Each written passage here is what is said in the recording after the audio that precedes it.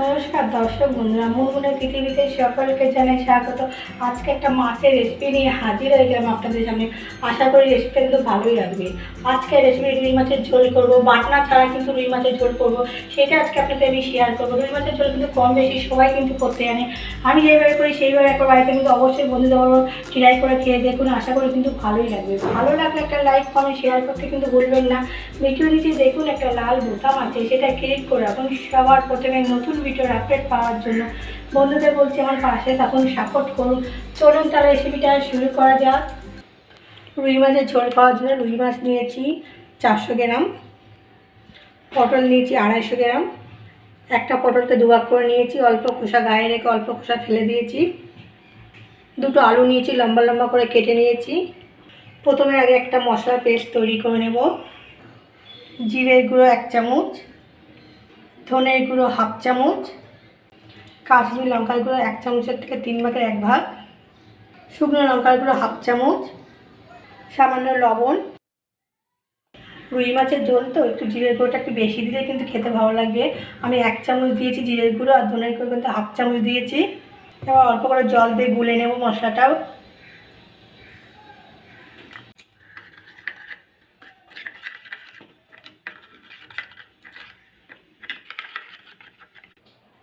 মশলাটা ভালো করে গুলে নিয়েছি, বাটিতে এবার সরিয়ে রাখবো। রেখে মাছের মধ্যে লবণ মাখিয়ে নেব। মাছের মধ্যে প্রথমে লবণ দিয়ে দিলাম,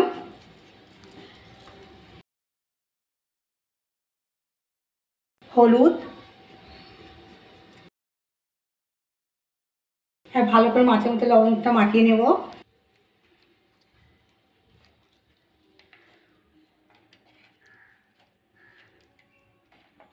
শুকনো মশলাগুলো আগের থেকে জল দিয়ে গুলে রাখলে কি হয়, মাছের ঝোলটা কিন্তু টেস্টি হয় খেতে। মাছের মধ্যে লবণ ভালো করে মাখিয়ে নিয়েছি। এবার মূল রান্নায় চলে যাব। গ্যাসে একটা কড়া বসিয়ে দিয়েছি, কড়াতে সর্ষের তেল দিয়ে দেবো। তেলটা গরম হয়ে গেছে, তেলের মধ্যে মাছগুলো দিয়ে ভাজা করে নেব।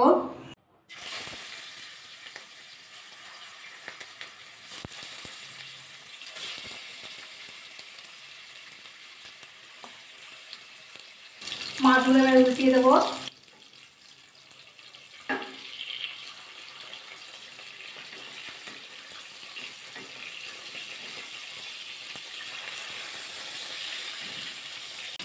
মাছগুলো ভাজা হয়ে গেছে, এবার তুলে নেব।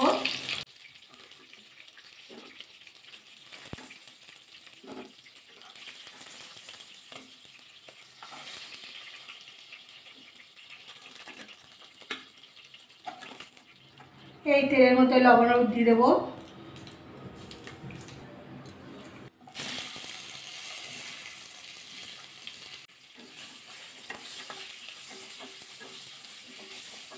আপনারা কিন্তু পটলের মধ্যে লবণ মাখিয়েও কিন্তু পটলটা ভাজা করে নিতে পারেন। আমি কড়ার মধ্যে লবণ দিয়ে তারপরে পটলটা দিয়ে নাড়াচাড়া করে নিলাম। লবণটা মাখানো হয়ে গেল, এবার ভাজা করে নেবো পটলটা। নাড়াচাড়া করে পটলগুলো ভাজা করে নিয়েছি, এবার তুলে নেব।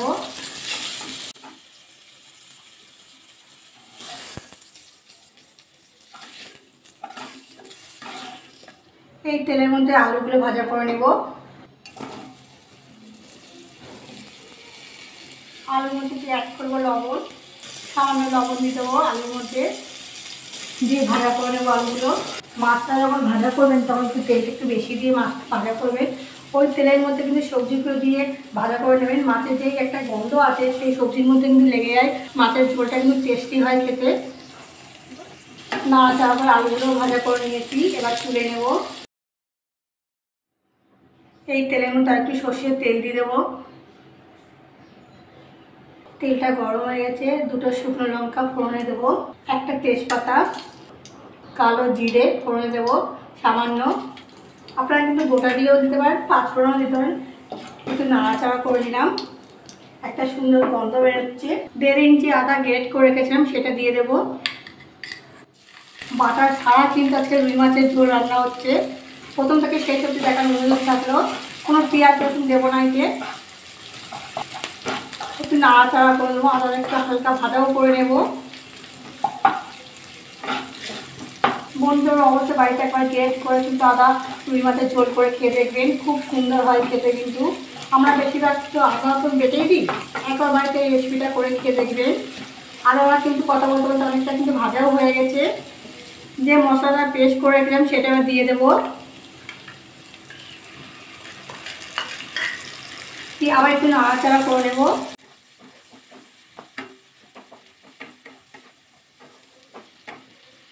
একটু নাড়াচাড়া করে নিয়ে টমেটো গ্রেট করে রেখেছিলাম, টমেটোটা দিয়ে দেবো।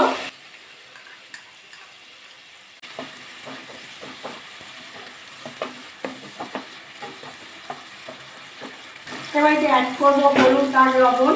মশলা যখন পেস্ট করেছিলাম তখন কিন্তু সামান্য লবণ দিয়েছিলাম, সেটা মাথায় রেখে কিন্তু লবণ দিতে হবে। আন্দাজে লবণ দিয়ে দিলাম, হলুদ, মশলার বাটিটা দিয়ে একটু জল দিয়ে দেবো, দিয়ে ভালো করে মশলাটা কষিয়ে নিতে হবে। মশলা দিয়ে যতক্ষণ তেল না ছাড়ছে ততক্ষণ কিন্তু মশলাটা কষিয়ে নিতে হবে। মশলা আমি আলু অ্যাড করে দেবো। আলুটা কিন্তু অনেকটা বয়েলও হয়ে যাবে।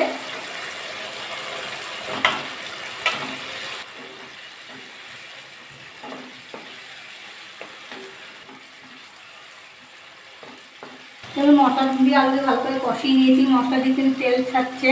এবার পটলটা দিয়ে দেবো, 2-1 মিনিট আবার কষিয়ে নেবো পটল দিয়ে আলু দিয়ে মশলা দিয়ে।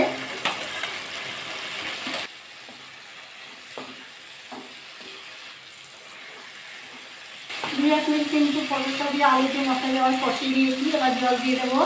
জলটা কিন্তু আপনার আন্দাজ বুঝে দেবেন, রুই মাছের ঝোল তো সেই বুঝে আপনারা জল দেবেন, কম বেশি করে দিতে পারেন।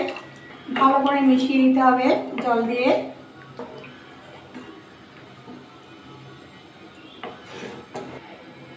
এবার ঢাকা দিয়ে দেবো, ঢাকা দিয়ে অপেক্ষা করবো ফুটে যাওয়া অবধি। 2-3 মিনিটের মতো ফুটিয়ে নিয়েছি, এবার ঢাকাটা খুলে নেব। এবার মাছগুলো দিয়ে দেবো।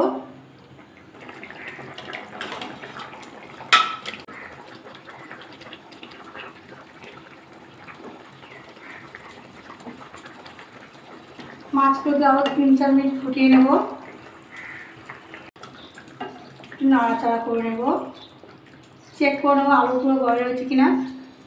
হ্যাঁ, ভালোভাবে আলুগুলো কিন্তু বয়েল হয়ে গেছে। রুই মাছের ঝোল কিন্তু পুরো রেডি। আপনার এতে কিন্তু গরম মশলা, বাড়িতে একটু ধনেপাতা থাকলে সেটাও কুচিয়ে দিতে পারেন। একবার রেসিপিটা আমার মতো করে খেয়ে দেখুন, আশা করি কিন্তু ভালোই লাগবে। রুই মাছের ঝোল তো আমরা সবাই করতে পারি, বন্ধু অবশ্যই কিন্তু একবার আমার মতো করে খেয়ে দেখুন, আশা করি কিন্তু খুব ভালো লাগবে। এবার গ্যাসটা অফ করে দেবো, 2 মিনিট ঢাকা দিয়ে রেখে দেবো, তারপর আপনাদের নামিয়ে দেখাচ্ছি। একটা বাটিতে নামিয়ে দেখাচ্ছি।